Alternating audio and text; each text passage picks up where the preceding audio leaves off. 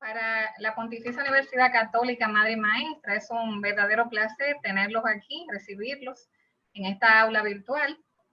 Estamos realizando esta actividad en el marco del diplomado en gerencia inmobiliaria que se encuentra siendo realizado hace ya un tiempecito, unos meses.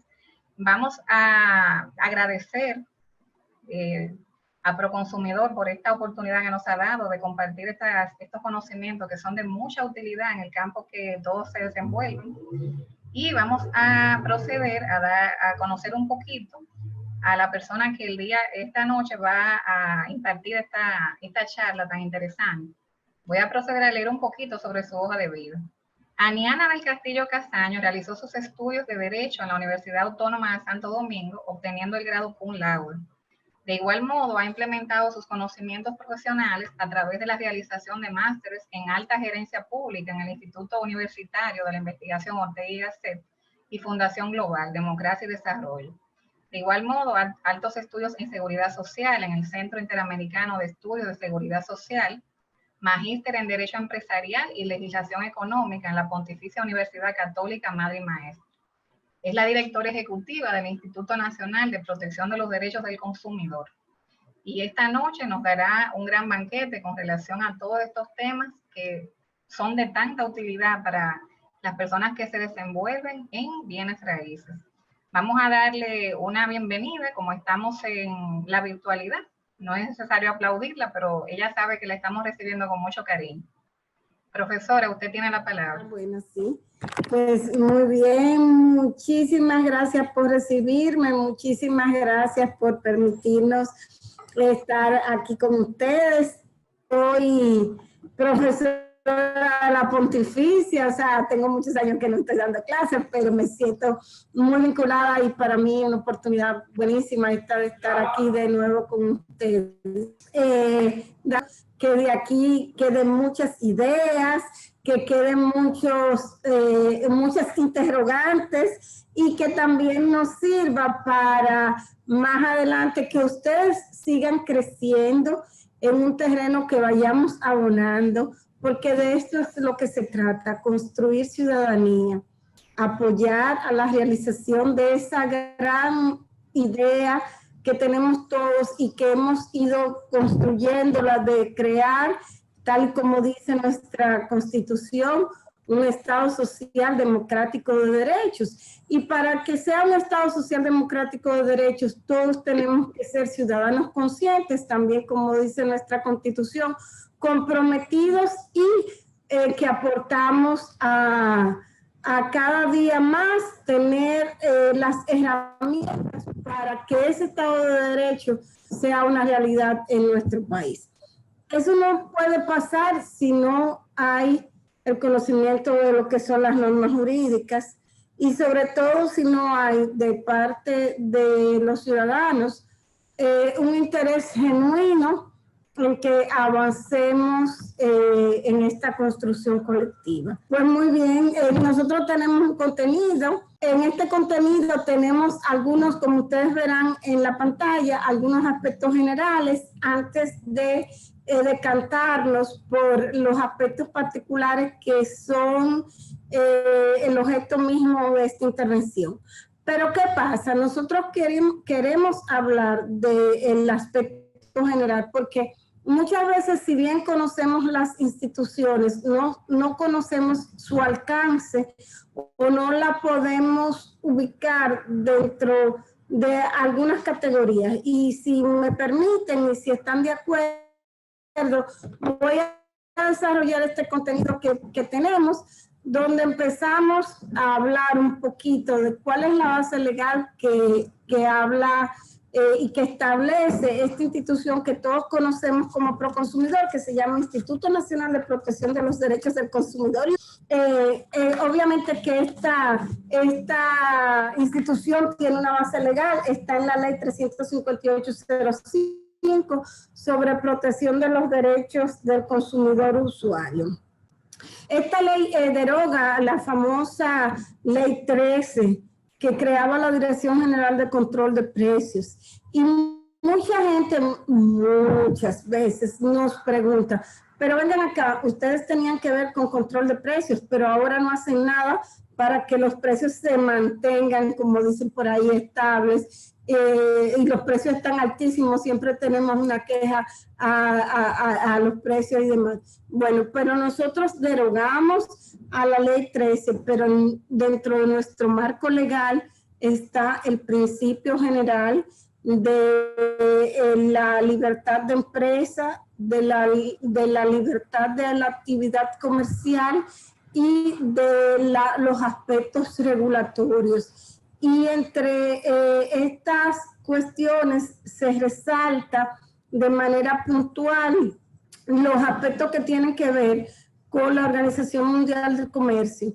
que es parte de los fundamentos que está en nuestra ley, que dice que se organice un mercado abierto, un mercado competitivo, y que en ese mercado pues los precios se establezcan conforme los precios. Y por eso pues no regulamos precios, pero sí vamos a hacemos muchas otras cosas que le vamos a presentar. El reglamento de aplicación de nuestra ley está marcado el 286 del año 2008, y este reglamento también nos va a permitir pues entonces tener algunos elementos importantes que resaltar.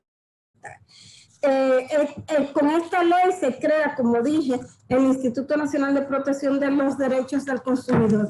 Fíjense, nuestra ley es del 2005 y sin embargo en la Constitución del 2010 se le da rango constitucional. Al respecto, el artículo 53 de la Constitución establece de manera clara que los derechos del consumidor y usuario, siendo una ley preconstitucional, alcanza entonces la categoría, y la protección de los derechos del consumidor alcanza la categoría constitucional, y la ley en sí misma pues sube a un rango de una ley que establece derechos básicos, que son los constitucionales. Dice ese artículo: toda persona tiene derecho a disponer de bienes y servicios de calidad, a una información objetiva, veraz y oportuna sobre el contenido y las características de los productos y servicios que use o consuma, bajo las previsiones de la ley. Y además dice algo importante, que todos tenemos derecho a ser reivindicados en el caso de que un producto o un servicio nos haga daño. Eso significa que nuestros derechos como consumidor tienen la máxima jerarquía normativa, y como decíamos, la Constitución del 2010 le eleva al rango de derechos constitucionales. Pero voy a decir que ahí no se queda Proconsumidor. Hay otras leyes posteriores que le han dado unas competencias específicas. Y me voy a referir de manera particular a algo que se ha convertido en nuestro brazo armado. Hablo de nuestro brazo armado, nuestro quehacer, y que nos ha dado herramientas del año 2012, que crea todo un sistema, todo un andamiaje. Es la ley que crea el Sistema Dominicano para la Calidad, y en esa ley se establece en el artículo 109 que Proconsumidor es la Autoridad Nacional de Vigilancia del Mercado, lo que significa que todo lo que esté en el mercado va a ser revisado por Proconsumidor contra reglamentación técnica. La reglamentación técnica son disposiciones de carácter obligatorio que establece el Estado para regular determinadas áreas y determinadas funciones. Obviamente que también nosotros tenemos que regirnos por la Ley de Función Pública, por la Ley 107 del año 2013, por todos los aspectos que tienen que ver con el derecho administrativo, con los sistemas de contabilidad gubernamental, el CIGEF, que también tiene una base legal, el sistema de compras públicas. Aprovecho para dar un pequeño comercial en lo que va de este año. Proconsumidor tiene en las mediciones que hace el sistema público un promedio general de un 97% de cumplimiento en todos los marcos legales que son medidos de manera regular. Lo que nos hace una institución transparente, una institución organizada, una institución que cumple con el presupuesto y todo lo demás. Pero me quiero referir también a que además de esa ley, tenemos la ley de los ilícitos. En la ley del año 2019 que trata sobre bienes ilícitos, también se nos da una competencia particular para nosotros poder actuar, definir el ilícito y todos los productos ilícitos, sacarlo del mercado. Asimismo, tenemos como parte de nuestra base legal las resoluciones de nuestro consejo directivo. Proconsumidor está regido por una máxima autoridad presidida por el ministro de Industria y Comercio. Es decir, somos un órgano adscrito al Ministerio de Industria y Comercio y nuestro consejo directivo lo preside directamente el ministro de Industria y Comercio. Como tenemos competencias compartidas con otras instituciones, también está en nuestro consejo directivo un representante del ministro de Medio Ambiente, un representante del ministro de Salud, dos representantes del sector privado, uno del área de la industria y otra del área del comercio, y también tenemos dos representantes de asociaciones de consumidores que son escogidos por mayorías entre las mismas asociaciones debidamente registradas. Las resoluciones de este consejo directivo, por mandato de nuestra ley, son de carácter obligatorio, es decir, que el acervo del consejo directivo forma parte también de los marcos regulatorios a partir de los cuales nos regimos. Voy a decirle algunas regulaciones que ha dictado el consejo, que tienen que ver con cosas como que la conocemos de manera cotidiana, toda la regulación. En definitiva, estas resoluciones del consejo directivo forman parte de nuestro acervo y nuestra base legal. También hay resoluciones que son dictadas por la dirección ejecutiva y también tenemos competencias a partir de lo que ha dicho nuestra jurisprudencia. No la jurisprudencia de la institución, sino la jurisprudencia ya como tal, entre las que quiero destacar no solamente las de la Suprema Corte de Justicia, sino también la del Tribunal Constitucional, que ya felizmente reconoció y ratificó decisiones anteriores de la Suprema Corte de Justicia en cuanto a la capacidad del proconsumidor de imponer sanciones y pues toda la parte que por años fue objeto de discusión en cuanto a nuestra potestad sancionadora. Vamos a seguir avanzando para decirle muy rápidamente de qué es que nosotros nos encargamos. A veces cuando uno ve a Proconsumidor actuando con ahora los registros inmobiliarios, pero a veces lo ve en restaurantes o en colmados o en supermercados, como que son muchas cosas. Bueno, lo que pasa es que justamente la ley que nos da origen tiene unos marcos muy amplios y consagra principios que son la normativa base. Esos principios son principios que están en la mayoría de los marcos legales que tienen que ver con la protección al consumidor. Y empezamos por un primer principio que sirve de base para muchas de las cosas que hacemos siempre. Y que lo decimos muchas veces, quizá a veces ustedes pensarán, bueno, no tienen nada más que decir. No.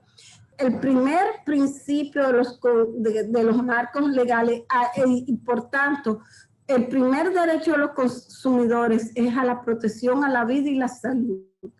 Es decir, que en el consumo de bienes y servicios, la vida como tal y nuestra integridad física sea mantenida por encima de todas las cosas.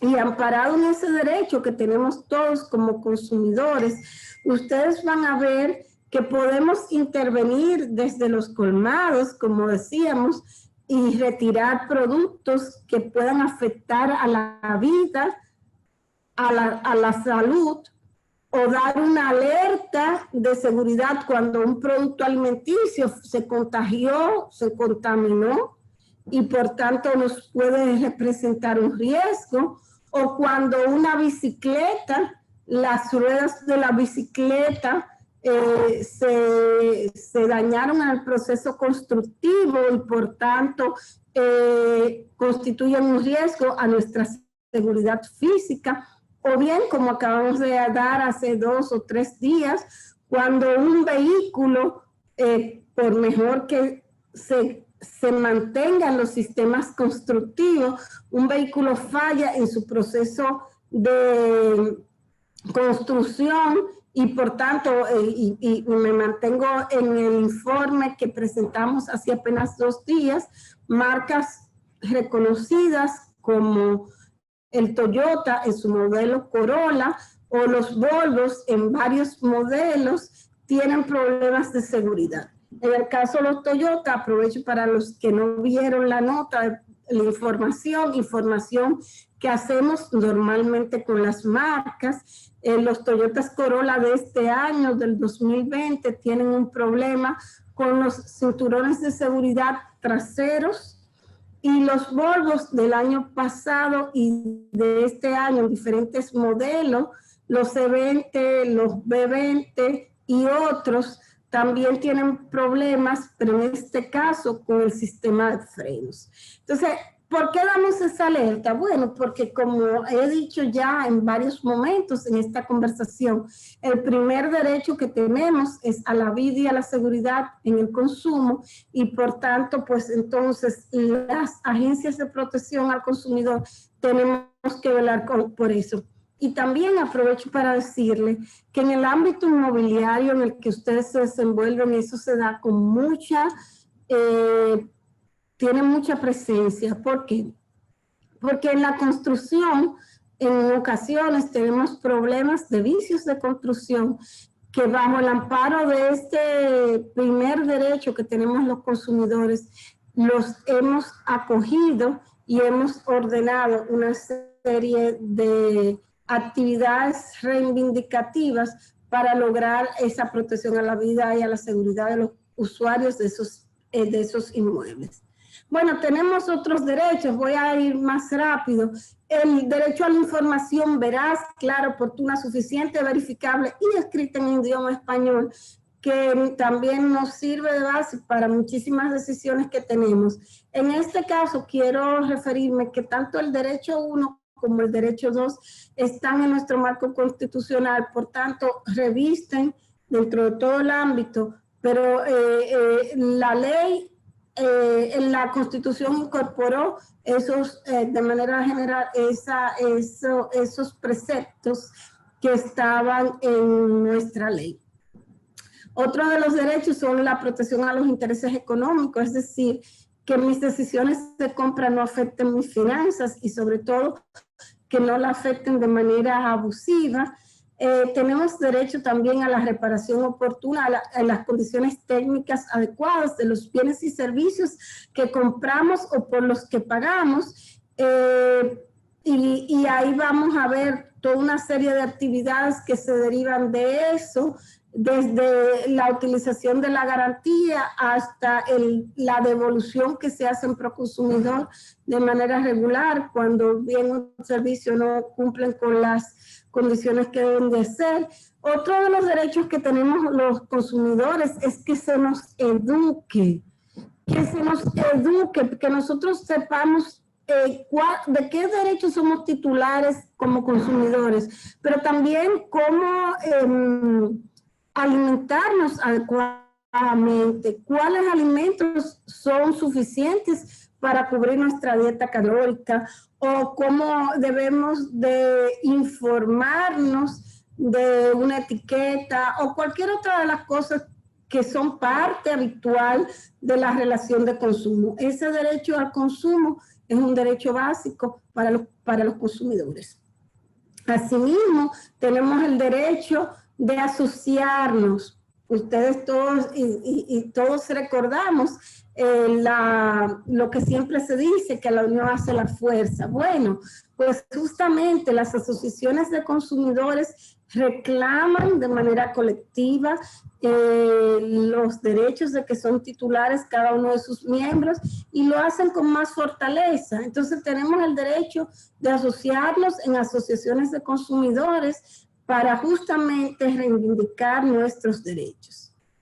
Tenemos también como derecho acceder a órganos jurisdiccionales y quiero referirme al último de los derechos en principio enmarcado en nuestra ley, que es a un medio ambiente digno y sano, que no solamente sea para nosotros, sino también que sea para las futuras generaciones.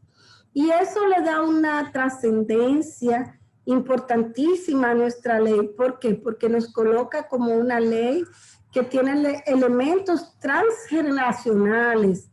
Pasamos de nuestro estadio en la vida a estadios posteriores y por tanto ese respeto al medio ambiente digno, sano para nosotros y para las futuras generaciones nos compromete a ser consumidores responsables y a ser consumidores que velemos por el consumo sostenible. Paso a los otros aspectos que tenemos en nuestra ley y me quiero referir ahora de manera particular, ya sabiendo de cuáles derechos somos titulares, ahora le voy a decir la contrapartida. El proveedor, según el mandato de nuestra ley, que no es más que ese vendedor que te vende la comida o que te ofrece el entrenamiento en el gimnasio, o ese vendedor que te hace parte de una recreación a través de una oferta turística en un hotel. Nuestra ley, como les decía, le llama proveedores y nuestra ley establece una serie de obligaciones para los proveedores. Lo voy a leer muy rápido, está en pantalla. En términos generales, dice la primera, armonizar las necesidades de desarrollo económico con la protección del consumidor. Es decir, ninguna actividad económica puede desvincularse de la protección al consumidor, actuar con usos comerciales honestos, con equidad y sin discriminación, cumplir con las normas de sanidad, con aquellas vinculadas al etiquetado adecuado del producto, con la seguridad, con la calidad, generar condiciones compatibles con la naturaleza y seguridad de los productos y servicios y, entre otras cosas, brindar información clara, garantizar la no alteración de la calidad de los productos. También los proveedores tienen que estar bien informados de los riesgos previsibles de los productos que ofrecen y informarlo oportunamente a la administración y si no lo informan oportunamente, pues pudieran ser sancionados. Vamos a pasar a otro de los elementos generales que tenemos. Y bueno, más que decir propiamente la garantía, quiero mencionarles que cada cosa que compramos, cada servicio por el que pagamos, está revestido de condiciones de garantía. Y bueno, a veces pensamos en la garantía como solamente el recibo que nos dan, donde nos dicen las condiciones en que un bien va a ser reparado, sustituido, no. Las garantías que no están escritas, como sea, son vinculadas a la naturaleza misma del bien. todo lo que se compre y todo por lo que se pague, es decir, un bien o un servicio, está revestida por nuestra ley de garantía, y las condiciones de esa garantía van a depender de la naturaleza propiamente del bien. Y vamos a ver en términos generales cuáles son esas garantías.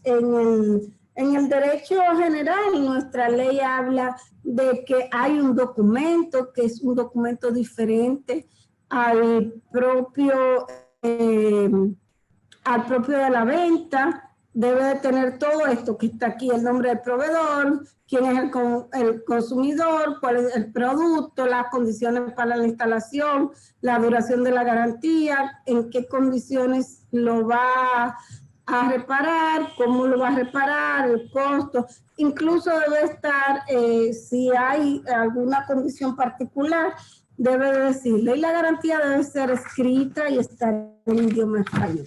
Ahora, en todo esto, ustedes dirán, bueno, pero muy bien, ¿y en qué tiene que ver esto con el sector inmobiliario? Y caemos al sector inmobiliario. Justamente como parte de esta visión general, no queríamos dejar de presentar esto, y ahora vamos a ver en el sector inmobiliario cómo son las garantías y por qué hay garantías básicamente en el sector inmobiliario. Miren, la ley de protección de los derechos del consumidor dice en su articulado 2 que nuestra ley es de orden público, de interés social, y que va a ser supletoria a todos los marcos legales donde haya una vinculación de consumo. Y para haber una vinculación de consumo tiene que haber un proveedor, como vimos, que es el vendedor, puede ser el vendedor, puede ser el promotor, puede ser el intermediario, y también tiene que haber un consumidor. En el caso de las garantías en materia inmobiliaria y de construcción, nuestra ley no lo tipifica como tal, pero acuérdense de que nuestra ley, por un lado, es supletoria, pero también se nutre de los principios generales. Y acuérdense que les mencionaba que tenemos un brazo armado en la ley 166 del año 2012, que crea el Sistema Dominicano para la Calidad, y que en su artículo 109 nos dice que nosotros vamos a revisar todo lo que esté enmarcado contra reglamentación técnica. Y justamente pues vimos que todo el ámbito de la construcción se ve sobre la base de las garantías en un reglamento técnico, que es el RTD 21 sobre edificaciones, sobre la parte de tramitación de planos y sobre los daños a la habitabilidad de las cosas. Y a partir de esa reglamentación técnica y a partir de las disposiciones del Código Civil, que hablan de un plazo menor que el plazo que establece el reglamento técnico, y que después vamos a ver cuál es la interpretación de la Suprema Corte de Justicia al respecto. Pero sobre esta parte de esta reglamentación técnica, ver que la garantía que se establece es de 10 años para daños estructurales, 3 años por daños que afecten la habitabilidad del inmueble y 1 año por daños a elementos decorativos, que no son solamente los decorativos. Ahí está la grifería, ahí están los aspectos determinados al área estrictamente de la construcción. Este marco legal lo vamos a ver a partir de un principio que también dice nuestra ley, que es el de la máxima protección a los consumidores. Aquí opera una máxima que quienes están en el ámbito jurídico saben que es una máxima en varios ámbitos, cuando hay 2 niveles en la vinculación. Pasa en la relación de trabajo, donde el trabajador y el empleador están en condiciones dispares. Pasa en la relación de consumo, Y entonces ahí hay una inversión de la prueba en materia laboral, igual en materia de consumo, y igual en materia penal, igual en el aspecto indubio pro reo.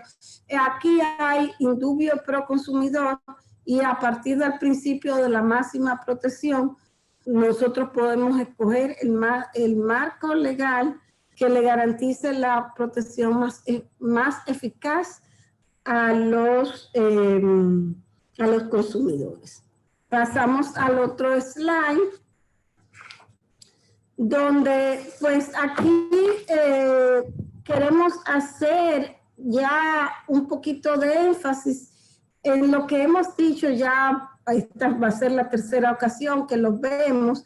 La ley 166 habla de que sin perjuicio de las atribuciones legales de los organismos reguladores de los ministerios, se reconoce a Proconsumidor como la Autoridad Nacional de Vigilancia Reguladora y de Inspección en el Mercado. Lo copiamos textualmente, es el artículo 109 de la ley 166 del 2012. ¿Y qué sigue diciendo esa ley? Que nosotros verificaremos contra reglamentación técnica la calidad de los servicios, la inocuidad y la seguridad alimentaria, el cumplimiento de los reglamentos técnicos, la asistencia a certificaciones del INDOCAL, que es otro organismo que forma parte del sistema de calidad. Y bueno, también eso lo hacemos bajo un marco de calidad, y aprovecho para decir que en atención a esto, nuestro cuerpo de inspección es un organismo que está bajo sistema de gestión, porque obviamente si vamos a ver los reglamentos técnicos, tenemos nosotros que tener la calidad técnica para eso, y nuestro cuerpo de inspección fue acreditado bajo una norma ISO, que es una norma de sistema de inspección, la ISO 17020 para sistema de inspección. ¿Cómo vigilamos?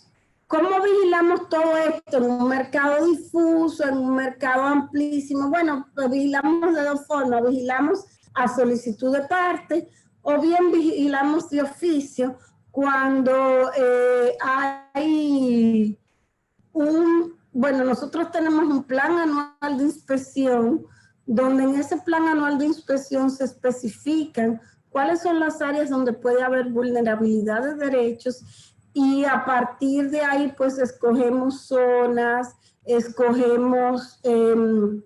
determinamos qué grupo vamos a inspeccionar. No se puede inspeccionar todos los comercios en general, pues se hacen escogencias a partir de criterios de vulnerabilidad.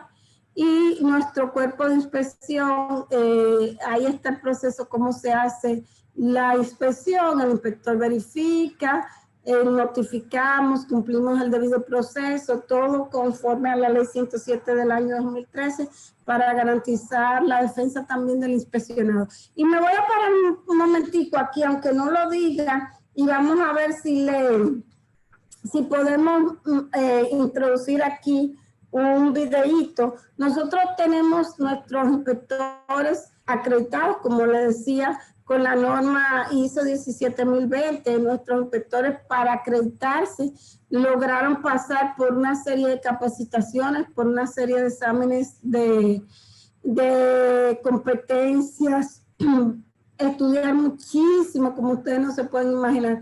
Pero además de todo eso, nosotros tenemos nuestros inspectores monitoreados permanentemente. Nuestros inspectores están con un carnet de interacción digital. Eso significa que ese carnet es un instrumento mediante el cual el inspeccionado, de manera inmediata y en tiempo real, puede saber quién es el inspector que lo está inspeccionando, con solamente pasar el carnet a través de su teléfono inteligente. Puede enviarnos de inmediato un mensaje a Proconsumidor, preguntarle a las autoridades de inspección si efectivamente ese inspector está autorizado a estar en su establecimiento inspeccionando. Puede evaluar en tiempo real la actividad de ese inspector, evaluarlo positivo o negativamente. y también puede hacer cualquier tipo de comentarios sobre la calidad de la visión conjunta de lo que ha significado la inspección para su establecimiento. Es decir, no solamente somos transparentes, sino que creamos las condiciones para que sean transparentes. Nuestros inspectores no andan con formularios, ningún inspector de Proconsumidor anda solo, ningún inspector de Proconsumidor está en la calle sin estar uniformado, ningún inspector de Proconsumidor anda en un vehículo que no esté debidamente rotulado, donde se indique que este es el organismo de inspección de Proconsumidor acreditado bajo la norma ISO 17020.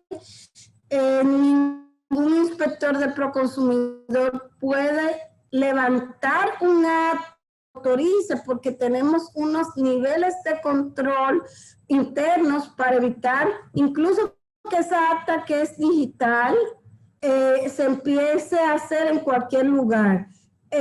Además, nuestros inspectores están monitoreados, nuestros vehículos tienen los sistemas de satelital de revisión y demás. Miren, aquí en el mapa estamos poniendo todos esos puntitos que ustedes ven, son inspecciones que se hacen. Bueno, yo quiero decirle que no solamente somos transparentes en la evaluación que hace el CIGEF, en la evaluación que puede hacer cualquiera de los inspeccionados en el momento de la inspección, sino que somos transparentes diciendo incluso de manera pública todos los días. Este es un mapa que se actualiza día tras día. Y aquí podemos ver en cualquiera de estos puntos, cualquiera de ustedes lo pueden ver y entretenerse muchísimo, de cuáles son los lugares que inspeccionamos, qué día lo inspeccionamos. Hay una foto, hay una ubicación georreferenciada de ese lugar que se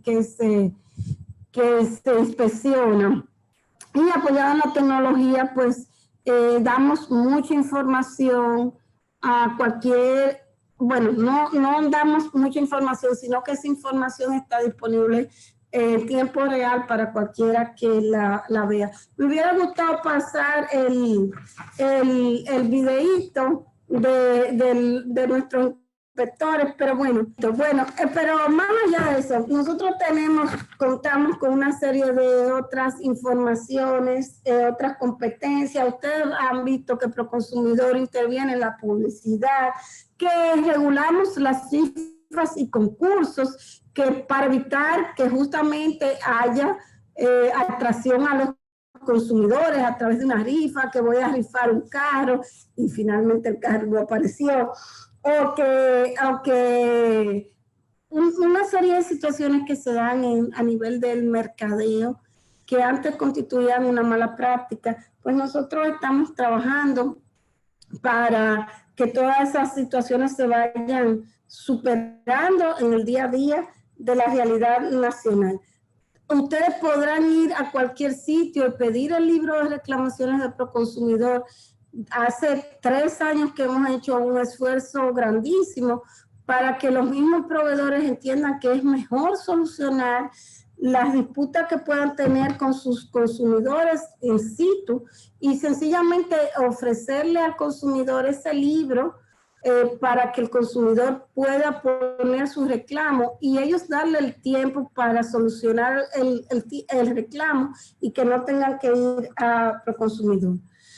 Me quiero parar un momentico para explicar lo que son los contratos de adhesión, porque también tienen que ver con competencias de nosotros. Y muchas veces en el sector inmobiliario, ustedes pensarán que están negociando un contrato con un cliente, pero en realidad lo que ustedes tienen son pequeñas cláusulas que se modifican, a veces la distribución interna del inmueble, o a veces un detalle que el comprador decide cambiarle los pisos a unas características diferentes, o cualquier pequeño detalle. Pero si el contrato es un contrato típico donde ustedes establecen las condiciones, constituye un contrato de adhesión y también debe de ser verificado por nosotros previamente.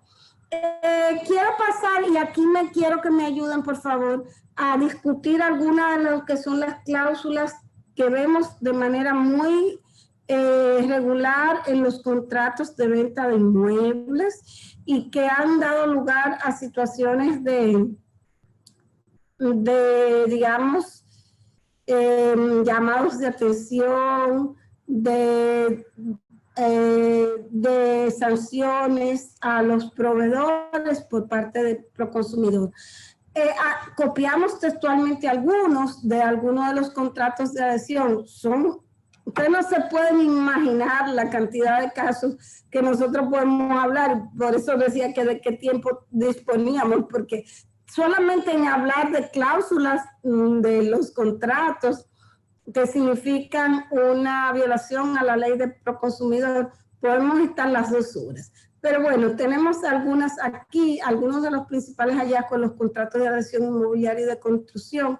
Lo voy a leer muy rápido. Por ejemplo, este artículo, que era el 18º del contrato, se le advierte a la segunda parte que la propiedad que le ha sido vendida no coincide necesariamente con el apartamento modelo, que la primera parte ha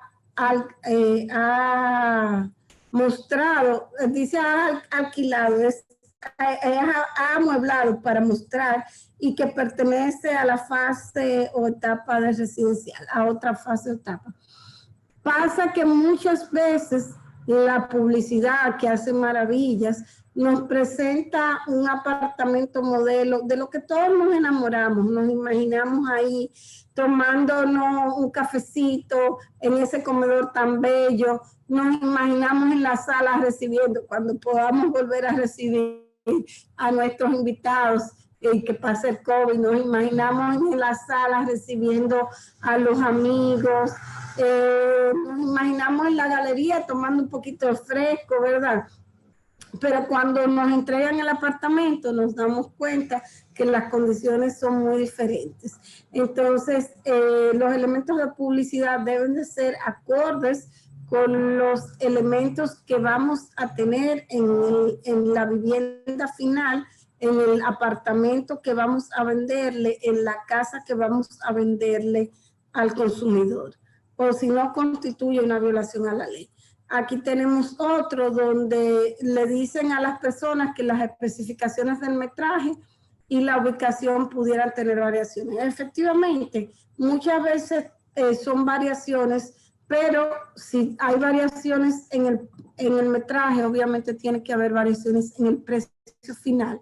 Y entonces te venden un apartamento de 102 metros y finalmente te entregan un apartamento de 94 metros, son 6 metros menos, que es una habitación, pero bueno, son 6 metros menos y no te quieren vender, como es, no te quieren rebajar el precio de esos 6 metros menos, que bueno, porque decía que había posibilidad de que fuera menos. Bueno, aquí están nuestros inspectores, miren, organismos, por todas partes donde usted vea un inspector de Proconsumidor, va a estar en la chaqueta, en la gorra, en la camioneta, o sea, por todas partes dice organismo de inspección de Proconsumidor. Nadie que no vaya vestido así es de Proconsumidor. Ahí están evaluando un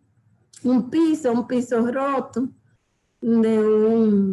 acuérdense que les decía que se evalúa contra reglamentación técnica. Que dice, a veces la cerámica se pega con un material que no es el adecuado, y eso sale en las inspecciones, señores. En el último de los ejemplos tenemos, bueno, me pusieron 2 más, que el apartamento tiene un área aproximadamente de tanto de construcción y que tiene gabinetes en cocina de terminaciones y madera preciosa, pero resulta que me dice madera preciosa y me pone plywood y me pone otras cosas, entonces hay una información ambigua, inexacta. y el consumidor quizás imaginó aquel apartamento con aquel olor a roble y resulta que al cabo del año el apartamento está lleno de polillas porque lo que tenía era pino y el pino no fue tratado, o lo que tenía era plywood. Bueno, esas informaciones también constituyen un elemento de violación a la ley de proconsumidor porque hay carencia de información o información inexacta.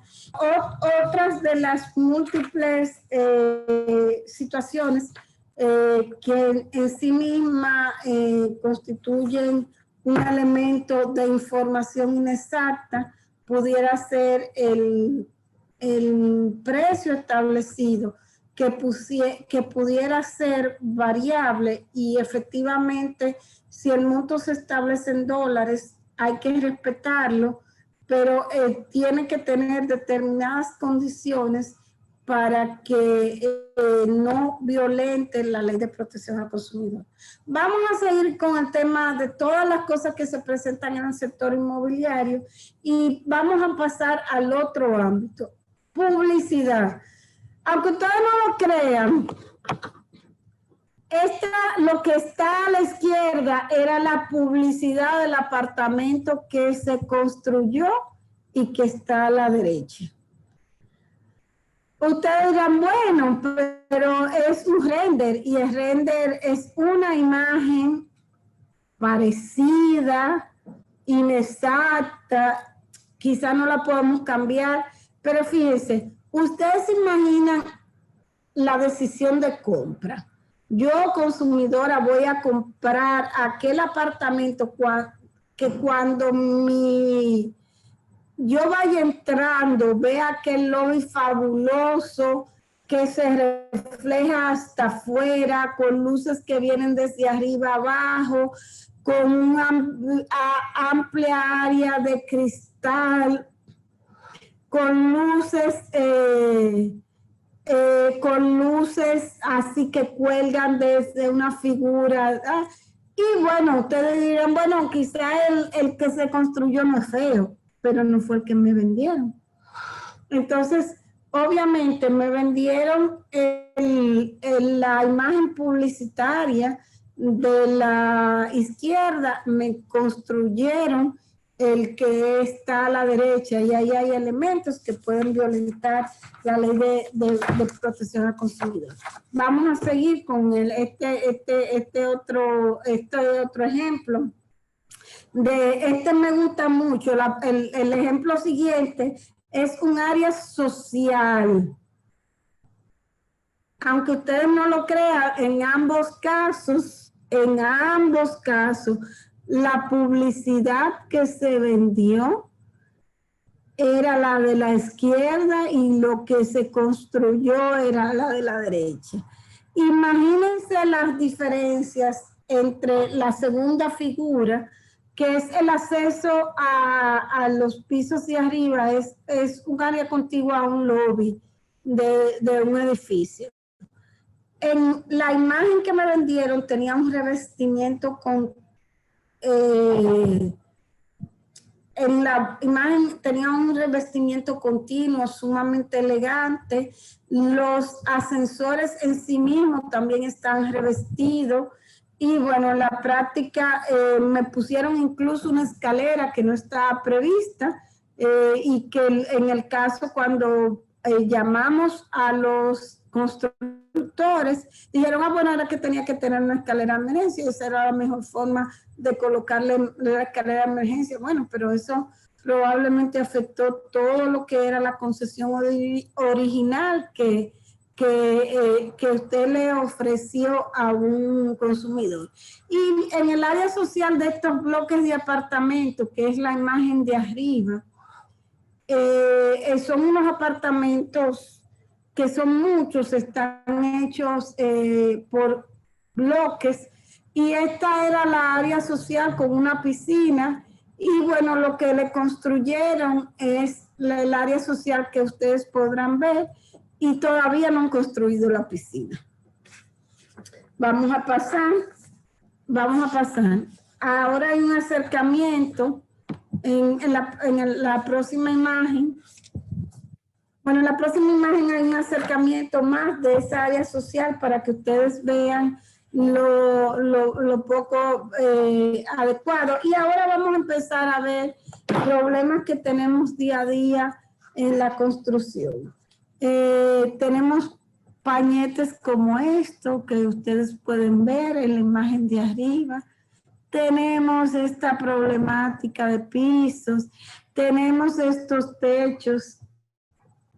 Ustedes saben lo que es esto que yo estoy marcando ahora, leaking. O sea, todo esa, la humedad que entra a este inmueble ha hecho que crezcan ahí líquenes, y esos líquenes quizá tenemos, me quiero quedar aquí, no podemos, no puedo ampliarla, pero todo eso es líquen. Y nosotros tuvimos un caso de una niña que le pasó el hongo que estaba en la pared construida del inmueble, le pasó a la niña, le afectó la piel y no solamente le afectó la piel, sino le afectó la garganta. La niña estuvo al borde de la muerte. Nosotros hicimos con un laboratorio una prueba y efectivamente el líquen que estaba ahí era el mismo que había afectado la piel de la niña, y con otras evidencias encontramos que se había localizado también en las gargantas. Vamos a pasar a lo que son algunas de las estadísticas de reclamaciones inmobiliarias de la construcción. Estos son algunas de nuestras estadísticas por años. Fíjense, la gente en República Dominicana no tiene mucha tradición de reclamar, y a pesar de eso hemos ido construyendo ciudadanía, como decía, porque el hecho de que tú reclames antes era visto como algo malo. Yo recuerdo siempre que mi mamá me decía, no te gustó, no te lo comas, cuando uno iba a un restaurante y la comida estaba, no te lo comas, déjalo ahí. Y yo, bueno, siempre fue un poquito cabeza caliente y le decía, no, yo quiero que me lo cambie. Bueno, aquí no había mucho la costumbre de reclamar porque, entre otras cosas, entendíamos que no teníamos la posibilidad de una entidad donde no se nos cobra nada, como el caso del Proconsumidor, y donde no tenemos que hacer un aporte, además, en pago de abogados y demás, para poder reclamar. Y bueno, hemos ido construyendo ciudadanos que saben que tienen el derecho y que lo van reclamando, y eso ha ido en aumento. En el año pasado, en el año 2018 tuvimos 329 reclamaciones en el área inmobiliaria. El año pasado no tantas. Y en los últimos años, bueno, ustedes ven que hemos ido avanzando.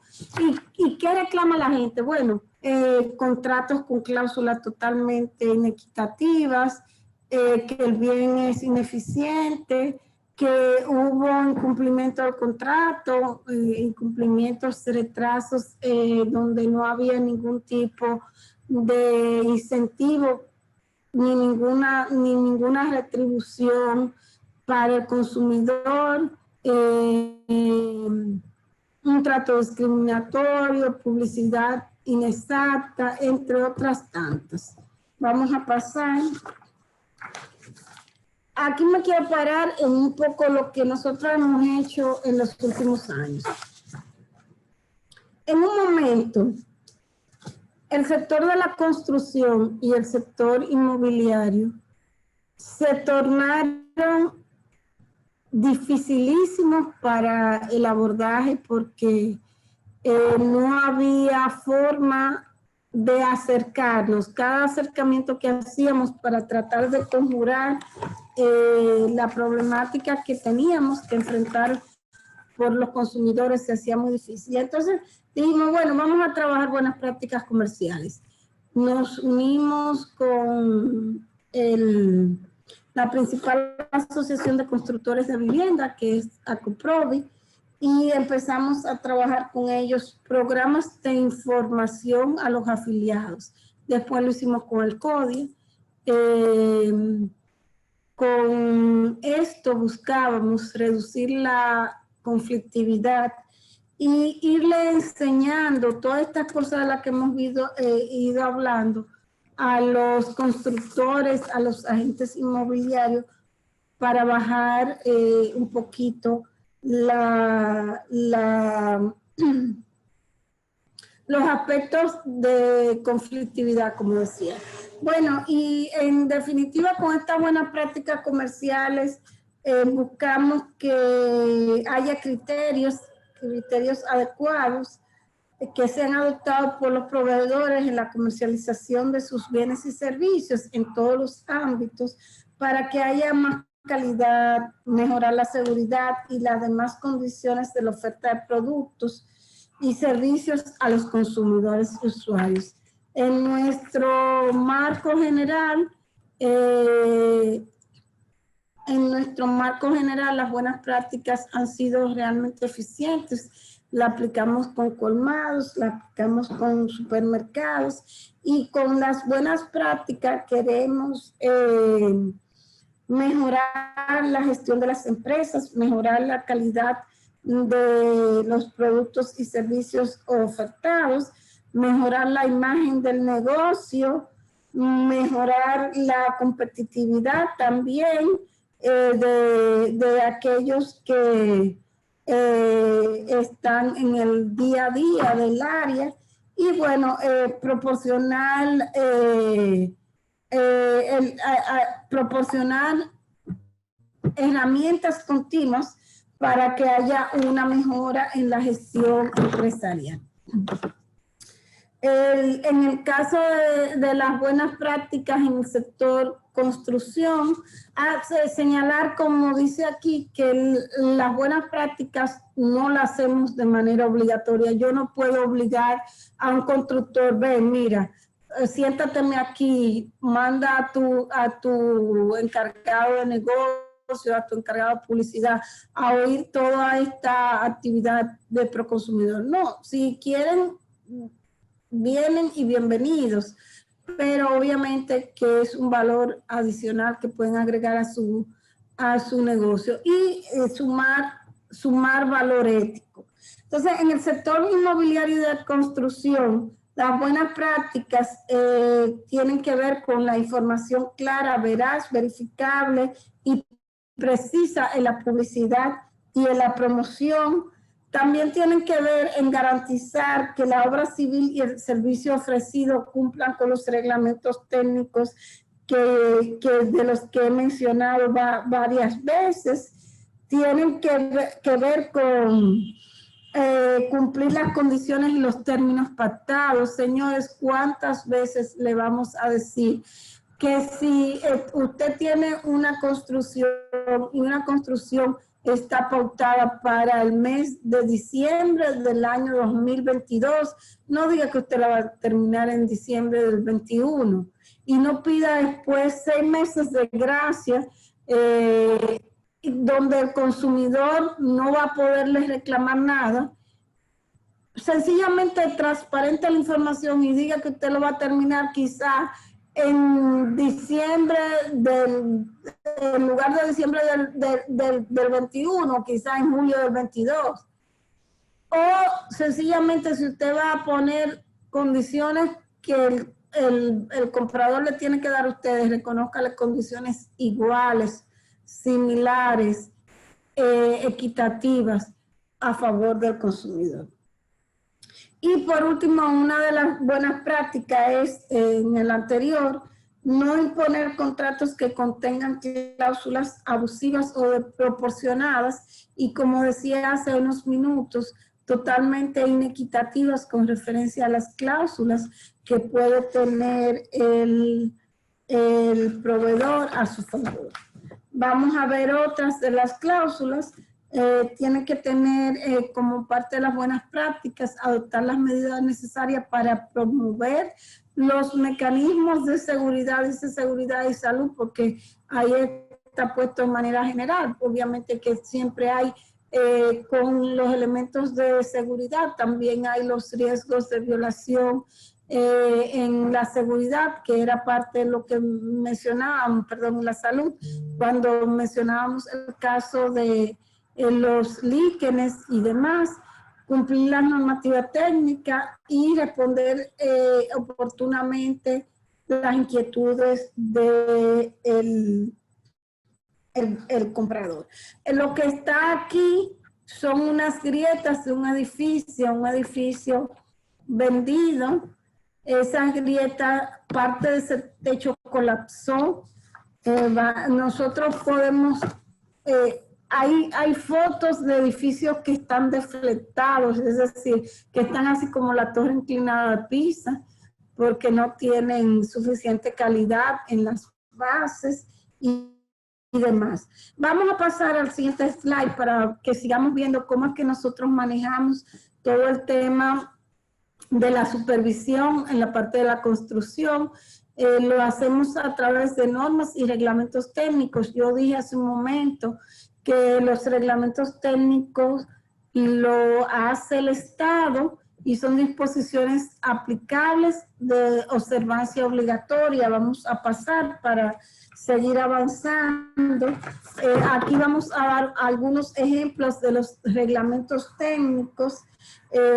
Tenemos reglamentos técnicos para el manejo de cemento, para la albañilería, para el hormigón, tanto si ese hormigón está hecho en plantas, como si ese hormigón está hecho a partir de elementos un poco más artesanales. Todo eso está arreglado, nadie lo puede hacer como quiera o como entienda. Las proporciones son las que dice la ley para garantizar que, para garantizar la adhesión, que el cemento pueda quedar bien. Tenemos diseño sísmico para garantizar que el edificio no colapse en caso de un evento sísmico. Tenemos unas especificaciones para los parqueos. Los estacionamientos vehiculares no pueden estar como se me ocurra, sino con las dimensiones que diga la ley, con el tamaño que diga la ley. Tenemos el reglamento para las instalaciones eléctricas. Muchas de las reclamaciones que tenemos son por problemas de las reglamentaciones técnicas. Las instalaciones sanitarias son obligatorias, son RTD. Lo que debe tener las construcciones generales, la calidad de los materiales, el modo de ejecución de los trabajos, los espacios mínimos en vivienda urbana, todos los estudios geotécnicos, la mampostería, todo eso es un reglamento técnico que tiene que ser cumplido. Y pues cuando no se cumple, pues Proconsumidor tiene la facultad de ordenar dentro del marco de la garantía la reparación adecuada y sancionar a las empresas. Aquí tenemos un poco de la historia de ya lo que nos referimos, que es el sector inmobiliario común, a partir de la buena práctica en múltiples reuniones, determinamos que íbamos a determinamos que íbamos a avanzar, y entonces se determinó hacer un registro de proveedores, y este registro de proveedores, que es parte de lo que finalmente vamos a presentar, recoge lo que son las mejores iniciativas. El registro es un registro, así mismo. O sea, yo proveedor me voy a inscribir, pero detrás de ese registro está la obligación de cumplir con las buenas prácticas, de cumplir con un nivel de capacitación anual, de cumplir con todo lo que las instituciones las instituciones reguladoras, como el caso del Ministerio de Obras Públicas, tienen que el mandato de cumplir, y entonces el que se afilia a eso tiene que de manera voluntaria asumir, cumplir con todo eso, que es obligatorio, pero tiene que hacer un esfuerzo para que lo ponga. En el registro están donde estamos nosotros, está el Colegio Dominicano de Ingenieros y Arquitectos, que va a mandar también información de cuando alguno de sus afiliados, de sus miembros, violen algunos aspectos de la ley. Y está ACOPROVI y está la Asociación de Empresas Inmobiliarias, todos con el ánimo de regular y promover la formalidad del sector, disminuir la conflictividad en el mismo y lograr que cada vez más las viviendas tengan las condiciones adecuadas y sobre todo se vendan en las condiciones en que fueron ofertadas. El registro no es obligatorio, como decíamos, pero hay algunos beneficios que podemos tener todos los que vamos a estar ahí, vamos a tener beneficio. La administración primera beneficiada, ¿por qué?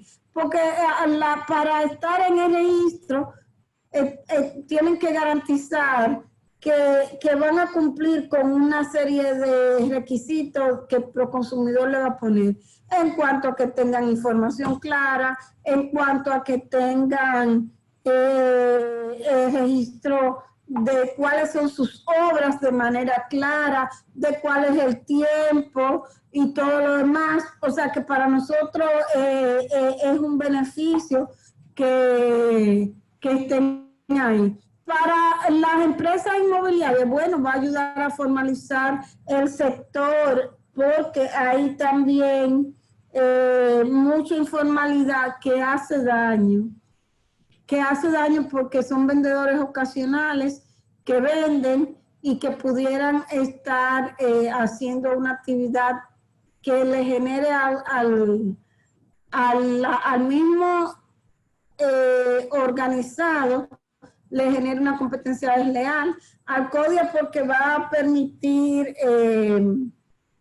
que sus afiliados estén claros, y a nosotros también nos va a permitir tener a los constructores también y todo eso. Algún sometimiento ante el Tribunal Disciplinario del CODIA. Voy a ver si está inscrito en alguna colegiatura, o si no tiene colegiatura.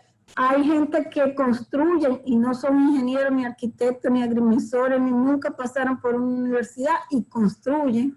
Entonces yo voy a decir, mira, me está vendiendo el ingeniero Pepito, pero el ingeniero Pepito, entro a ver, el ingeniero Pepito no está en el registro de Proconsumidor, y el ingeniero Pepito no tiene ninguna referencia. Entonces, probablemente como consumidor yo piense, voy a meter mi dinero en esta construcción de un ingeniero que no está registrado en el registro de proveedores, que no me da referencia, que no tiene...